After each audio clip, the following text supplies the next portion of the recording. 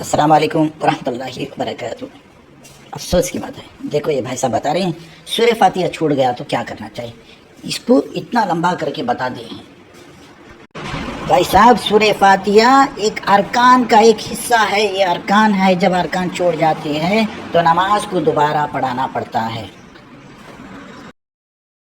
اس وجہ سے نماز میں دھیان رکھا کیجیے، اعوذ باللہ من الشیطان الرجیم پڑھا کیجیے، اس کے بعد میں بسم اللہ پڑھا کیجیے، بسم اللہ الرحمن الرحیم سورہ شروع کیجیے۔ جب جماعت کے ساتھ پڑھ رہے ہیں تو اعوذ باللہ من الشیطان الرجیم دل میں پڑھ لیجیے، کیونکہ شیطان حملہ نہ کر سکے، آپ کا دھیان بھٹکا نہ دے۔ سجدہ سہو کب کرنا چاہیے؟ اگر آپ سے ایک مسٹیک ہو رہا ہے تو آپ مسٹیک کو رکا لے، آپ امامت کریں، پیچھے کسی نے آپ کو اشارہ کر دیا، بھائی نہیں، اس پیچھے آپ کو اشارہ کر دیا، سبحان اللہ کر دیا، بلکہ آپ رکو جانے والے تھے، سمیع اللہ لمن حمدہ بولنے والے تھے، اس نے رکا دیا، تب آپ سجدہ سہو کر سکتے ہیں، یہ آپشن ہے۔ مسٹیک ہو جانے پر سجدہ سہو کر سکتے ہیں، ارکان چھوٹنے پر نماز کو دوبارہ پڑھنا ہے۔ میری آپ سے درخواست ہے، آپ کسی اچھے علماء سے معلوم کر لیں نماز کا طریقہ کیا ہے، کیسے پڑھنا چاہیے، یہ سب چیزیں اچھی طرح سے معلوم کر لیجیے، اس کے بعد میں لوگوں کو بتا دیجیے۔ جزاک اللہ خیر، السلام علیکم ورحمۃ اللہ وبرکاتہ۔ معاف کیجیے اگر ہم نے کچھ آپ کا دل دکھایا ہے تو، مگر بولنا تو ہے ہی۔ اگر کوئی نماز میں فرض کی پہلی 2 رکعتوں میں اور باقی سنن نوافل کی ہر رکعت میں سورہ فاتحہ پڑھنے کے بجائے ڈائریکٹ سورت شروع کر دے، یعنی وہ اللہ اکبر کہے، ثنا پڑھنے کے بعد الحمدللہ پڑھنے کے بجائے ڈائریکٹ سورت شروع کر دے، قل هو اللہ احد،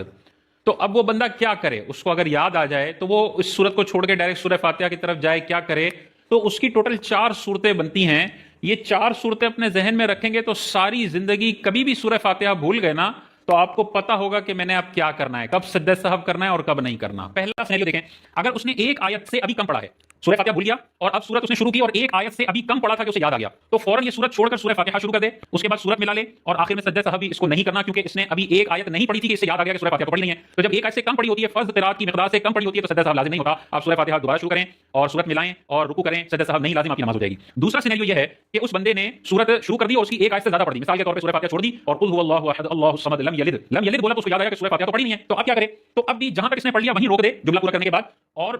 پیچھے جائے، سورہ فاتحہ شروع کرے، پھر دوبارہ سورت ملائے، کیونکہ سورہ فاتحہ کے بعد سورت ملانی، دوبارہ سورت ملائے، اور اب چونکہ یہ ایک آیت بھول کر ایک آیت سے زیادہ پڑھ چکا ہے تو اب آخر میں سجدہ سہو اس کو کرنا پڑے گا۔ اور آخری سینیریو یہ ہے کہ یہ اتنا بھولا رہا حتیٰ کہ جب یہ سجدے میں چلا گیا نا تو اس کو یاد آیا کہ پیچھے جو رکعت میں پڑھ کے آیا ہوں اس میں سورہ فاتحہ تو میں نے پڑھی نہیں، ڈائریکٹ سورت پہ پڑھ لی ہے، تو سجدے میں جانے کے بعد پلٹنا جائز نہیں ہوگا، آپ پیچھے قرات کے لیے نہیں پلٹ سکتے، اب اس بھول